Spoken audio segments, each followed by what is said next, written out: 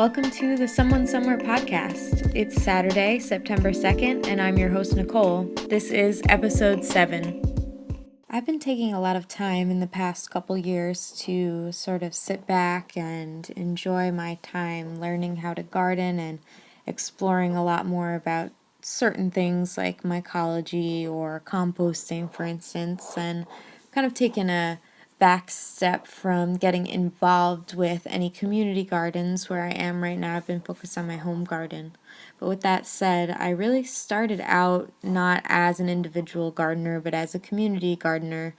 And I came to gardening through, I guess, a long history of political radicalization, through organizing, through being involved in protests, and through being exposed to a lot of history, a lot of New York history, as I lived in New York and was exploring it through that history, through the history of reclaimed urban space. And so when I talk about community gardens, I talk about it with a certain passion because I was really deeply involved in it. And so I want to make this podcast tonight to give the general history of the community garden movement in New York and also talk about its radical history.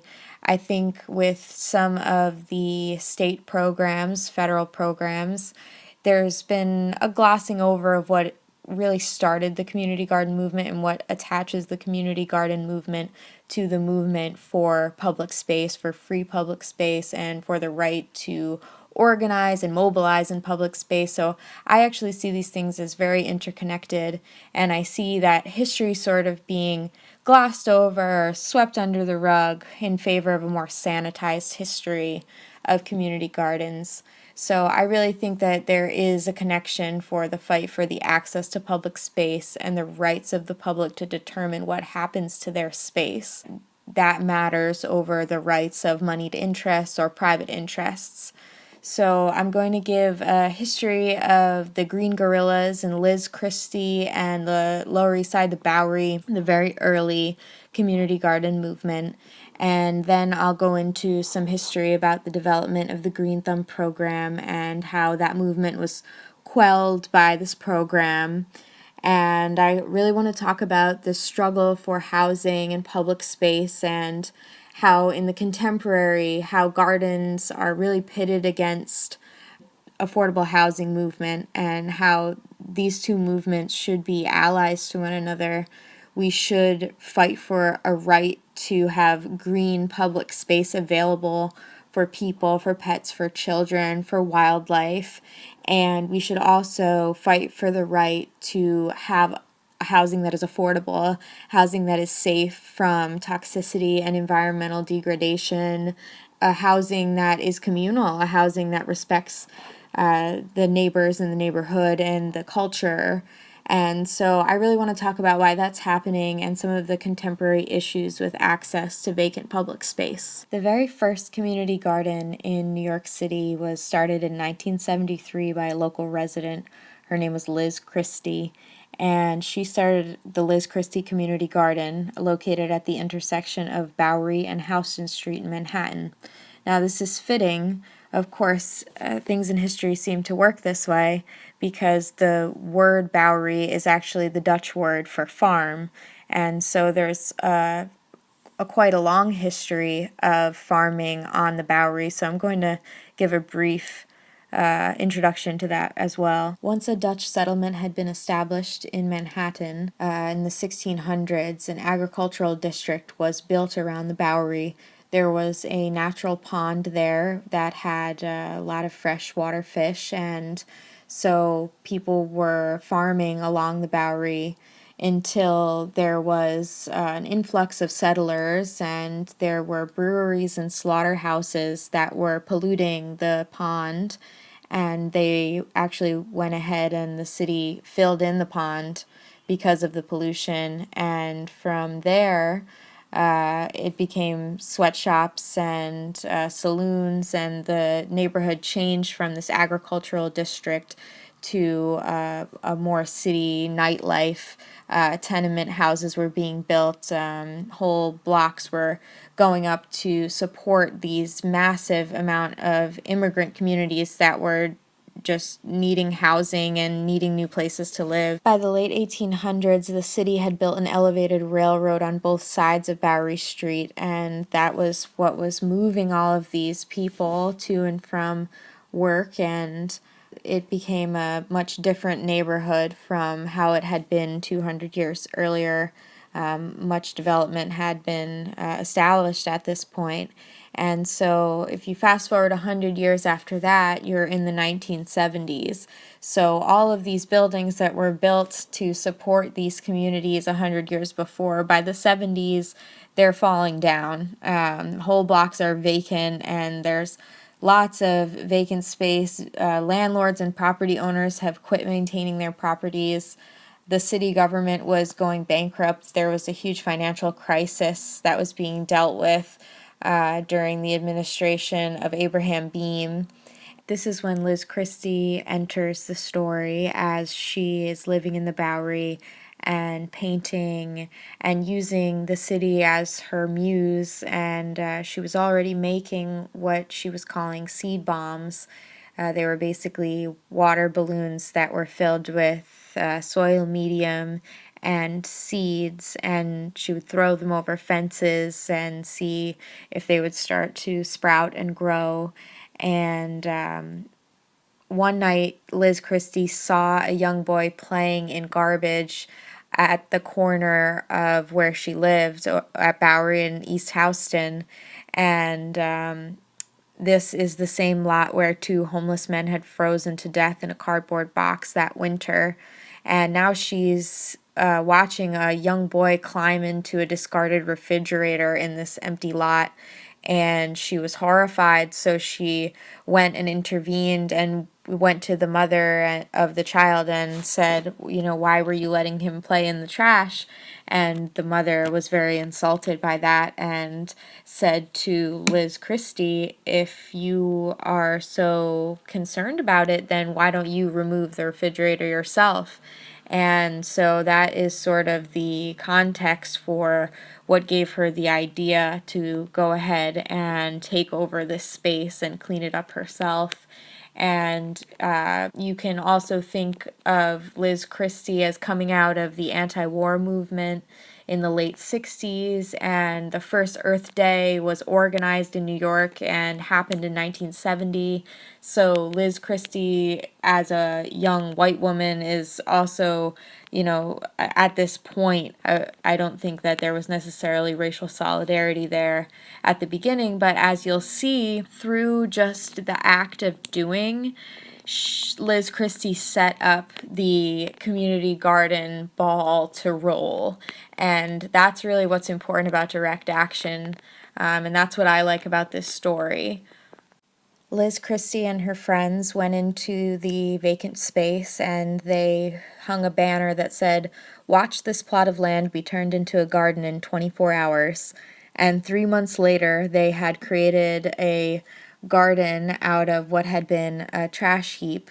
They built 60 raised beds and they gathered horse droppings from the mounted police to use the manure as fertilizer, as raised bed medium. And they scavenged seeds from Parks Department giveaways and also from the local Black and Latina community. They keep a lot of seeds from their home countries.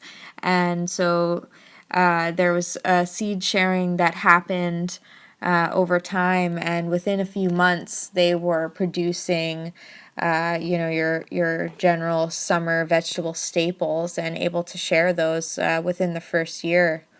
The Green Guerrillas movement spread quickly, and local activist Carmen Pabon, a Puerto Rican activist, gardener, poet, wanted to develop an urban sanctuary for children, artists, poets, and the elderly.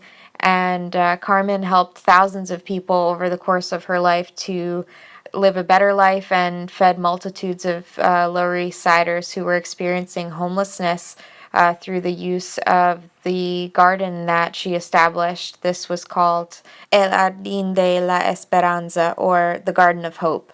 And this remained a community garden for over 22 years. So after these Latinas went and cleaned up their community and made their community safer and were growing their food from their country in their neighborhood, after 20 years of doing all of this, now Giuliani is the mayor. It's the 90s, and a developer named Donald Capoccia, who donated $50,000 to the mayor's campaign, he acquired the garden site from the city without any fair bidding process. And this is something that I'll talk about how it rings true today. And Giuliani claimed that Capoccia was going to construct affordable housing on the site, and the garden supporters were, quote, not living in the real world, which, very much sounds like something Giuliani would say. And in reality, the 79 apartments that Capoccia slated to build are 80-20 housing, so 80% market rate and 20% token for low-income tenants. Again, same thing today. And basically, a council member had brokered the deal, which gave Capoccia the Esperanza site in exchange for sparing another garden on Avenue C. People mobilized quickly for eviction defense. Hundreds showed up to the garden, locked themselves to things, and even hid in the treehouse that had been made on the site in the shape of the coqui frog, which is the symbol of Puerto Rico. And obviously the garden is named the Garden of Hope. So people locked themselves and hopefully tried to stall until an injunction could be inputted in the system, but there was no wait by the police. They swarmed the garden and they brought the bulldozer in, and the people were chanting "Protect and serve the garden, protest and serve the people." And they tore down the fence. They sawed off an activist who chained herself to it, and they arrested 25 people who had locked themselves to the garden. In total, 31 were arrested, and it took them only 15 minutes to demolish the 22 years of work that had been put into this garden. And the people spent 30 hours in jail and holding cells in Manhattan. And General Spitzer had successfully procured a temporary restraining order on the development of all of the gardens, except Esperanza, which had already been destroyed and left out of the deal. So Spitzer later remarked that the mayor had subverted the legal process by going ahead to bulldoze the garden, as the case had not been able to be heard in court. Spitzer ultimately persuaded an angry judge to put most of these auctions on hold and stop Giuliani from selling off over 600 gardens that had been started since the first community garden in 1973. After these 600 community gardens had been established in just a few years, by the late 70s, the city is now interested in having an organizing platform to control and limit and legislate how much community space will be devoted to gardening. There was so much community control and community initiative involved in guerrilla gardening, and the Green Thumb program becomes a city program in 1978, and their mission is supposedly to provide assistance and coordination. And they were originally sponsored by the City Department of General Services and funded by Federal Housing and Urban Development block grants. So Green Thumb today is still a federal fund, largely funded by community block grants for the Federal Housing and Urban Development Program. So they coordinated the original leases for city-owned vacant land. So instead of community just taking initiative and taking over land and declaring that this is public space, now the city had created an avenue for them to lease city-owned land that is vacant in what they call an interim lease. So a lease that always has an end date. and this does not mean that these are permanent gardens. So there's a switch that happened from the early 70s where this burgeoning movement is starting and really picking up speed, and people are holding space, to the late 70s when the city kind of catches on and says, we need to create a state-run avenue to quell this radical movement. And so they put all of their funding and all of their energy into spreading the Green Thumb program. Mayor Ed Koch was extremely interested in expanding the Green Thumb program because he saw it as a gentrification or revitalization project, a cleanup project, and all of these things made him look good. So he found it to his best interest to let community residents clean up this land. And then once the neighborhood got better, these mayors were just going to flip the land to private developers once the neighborhood had changed. So all of this free labor, largely done by Black and brown women, was being used to revitalize neighborhoods, make them safer, and overall make them better places to live in the city. And then the great betrayal of the city going and taking that land and carelessly giving it to private interests so that they could make money off of it. So that is something that is not often revealed about the Green Thumb program, or when it got its start, and why it's an important moment in history, why it's an important moment in guerrilla garden history, and how it definitely slowed down the guerrilla garden movement and got us stuck in this mode of where we're constantly worried about licensing and interim licensing and land being taken from us. And it really puts all of the power back into the hands of the city to determine what happens to public space, and it takes it out of the hands of the community that actually put their hands in contaminated soil and cleaned up their soil and cleaned up their land, so that this program is always considered benevolent when it actually has quite an underbelly to its beginning.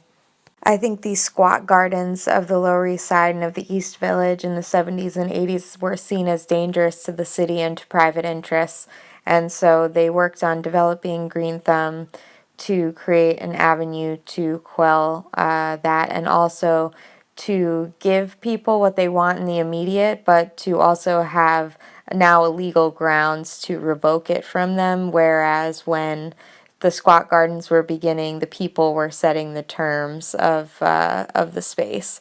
So I think that we definitely have to assess when Green Thumb is an ally and when they need to be checked, especially for this history. Also, once they create a legal avenue to do something, they also create a criminalization avenue for those who choose not to do that route, or those who do choose to break the law to create a garden. It creates more legal grounds for them to demolish it or undermine it. Now, seeing that affordable housing and gardens, which can provide food production, waste management, and air purification, these two things should not be at odds in the first place, and who gives out most of these interim licenses, but housing preservation and development. Now, we need to figure out what housing preservation and development is. So you have hundreds of vacant lots in New York City, and many of them are owned by different city agencies for different purposes. So when a parcel of land is owned by the city, it's not just owned by the city of New York, it's owned by a specific agency. Most of the lots are owned by an agency called Housing Preservation and Development. This is the organization that in the city government that is responsible for building affordable housing and upholding affordable housing laws when they change. So they have a stock of vacant public land from which they can draw from, and most of these are at this point public-private partnerships where the city is selling that land to a private developer with stipulations about the affordable housing versus market rate housing that will be built, and most of them are luxury condos that have affordable housing units. usually a small percentage of affordable housing units. And so by this process, when a group of community organizers or neighbors get together and want to apply for a green thumb garden space, it's most likely that the vacant space that they'll be looking at will be owned by Housing Preservation and Development. When they go to apply to create a garden on that space, they may or may not. But if they are given a license, it will be an interim license. Maybe it will be for 1 year or 5 years. And this means that it will have to be renewed after that time, or that the city can sell it off at the end of this period to development. So, because Housing Preservation and Development is who owns most of the land, and community gardens are attempting to create at least semi-permanent structures around gardening and composting, there is the city has now set up an inherent antagonism between the lots that are available for affordable housing and the lots that are available for community gardening. So this is what creates the tension between community gardeners and people who are stewards of these vacant public spaces and the affordable housing movement, which is being led by the city, but they're obviously not doing a good job. And so people are checking them constantly about that. For instance, building affordable housing when the majority of the housing that they're building is still market rate. I think that that's not worth demolishing a garden. That could be creating compost and getting rid of the lead in the community soil that kids would be playing in. I don't think that's a good enough trade-off. But this is the position that gardeners have been put in, and it comes from this long history of community gardening and how the state and the city developed these programs to sort of quell our ability to actually go in and create direct action with gardening as a tool for revolution. In 2014, Bill de Blasio put up 17 community garden sites that had interim licenses through Housing Preservation and Development to be sold to developers for just $1 to implement his affordable housing plan. So this is very much something that is alive and well as a strategy for the city and private development to get together and make decisions without community involvement, and also to do things in a really shady way and even a coercive way at times. And I have some contemporary examples of this. Some of these tactics include lying about the surveyed land as far as where the delineations of the lots begin and end. Sometimes coercive developers will have police escort them and their workers to put up fences on these dividing lines to disrupt or partially disrupt the garden, and that creates an antagonism for them to sort of drive a wedge into the rest of the space. They may lie about owning the deed to the land. That is something that is there's definitely been predatory developers claiming land that has been vacant for long periods of time. They may intimidate or harass community members by claiming that they own the land or that they own these lots where the surveyed line is, and it may run directly through your garden. And once they have a control over a piece of the land, they'll do things that could disrupt the space, like building a structure on that space, disrupting the sunlight or conditions, dumping waste. And this is all a way in which the city and the developers are working together to manage and control urban community agriculture and urban space, whether that's housing space or public space. And these community garden lots, these vacant lots, are really the last of the untouched land that exists, the untouched property in New York, if you think about it. And so these people think in terms of profit. They don't think in terms of community value and value that is not monetary value. And so they don't see value in community gardens, they don't see value in people's work or preservation of their culture. And so, if you have lived in New York City, I don't have to tell you how high the stakes are when it comes to real estate. The city has a vested interest in creating more affordable housing because of the political pressures, and they also have a vested interest in selling off all of this vacant public land when it could be sold to developers and used to make these sort of deals where the developer wins because they don't pay for the land, and the city wins because they don't have to hold on to the land anymore, and it can also go to some of their housing initiatives. So, in this way, Green Thumb and housing preservation and development have both worked together to keep community members at arm's length by giving and revoking access to the land as they see fit, and to change things often with no warning. They're a very difficult governmental organ to get a hold of.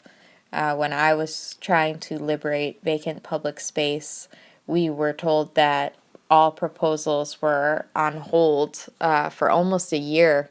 There was absolutely no movement with the Green Thumb program. So there is much more going on between private developers and the city than there is between community members and Green Thumb, or community members and the city. And even with the fierce organizing and history of eviction defense when it comes to community gardens, I'm certain that the future for it is very shaky, because they really would rather work with developers and work with city planners. And that's really where the heart of gentrification begins. It begins in these backdoor meetings between city officials and private interests. And it really begins when the public has no access to community planning and having a say in what their community is going to look like. And this also goes along with the City of New York poised to sell liens on community properties and vacant lands. The city gives up its leverage over properties where taxes have not been paid, and this is one other avenue that allows community property to disappear. So we really need to preserve land that is going up for sale in these tax lien sales, and we need to preserve land that is under pressure for this development in favor of community control. So it's not that the community garden movement is opposed to affordable housing. In fact, you'd find that most of the people involved in community gardening are also involved in anti-gentrification and decolonial movements. So to me, these are the same people that are working for the same ends. It's the city and it's the state apparatus that is pitting us against one another in this process, a very violent process where land is being given and then revoked, when what gardeners are here to do is remediate our cities and make them a safe place after years of industry and years of just unchecked, unbridled capitalism vomited all over our cities, making people sick. And gardeners are really stewards of public space, and they recognize that value that is just shirked off by city officials and by developers and by people who don't see this land as sacred in any way. So we need to mobilize against the gentrification movement and see how the community garden movement can actually ally with the anti-gentrification movement, and how we can work together to fight the illegal sale of land to moneyed interests, and also fight for access to clean and green public space. And I think that when you put all of this together, you get a really important radical history related to public space and related to gardens. And I think this is true for every city in America, but New York has a particular history that I find so compelling. And so I hope you learned something about housing preservation and development and the Green Thumb program. I hope you learned something about the community garden movement and the radical history of those who squat on land and take back space and make beautiful gardens and green space, and take dilapidated places and make them beautiful and share their culture with others and create spaces where people can have time for community in such a fast-paced city. I think that is something worthy of preserving and worthy of sharing. So I hope that this was able to teach you some things, and we'll have to meet back and talk more about this, because I love the history of New York gardens. There's so much more than just this podcast. I mean, shit, I could keep going, but I think this is a good place to stop.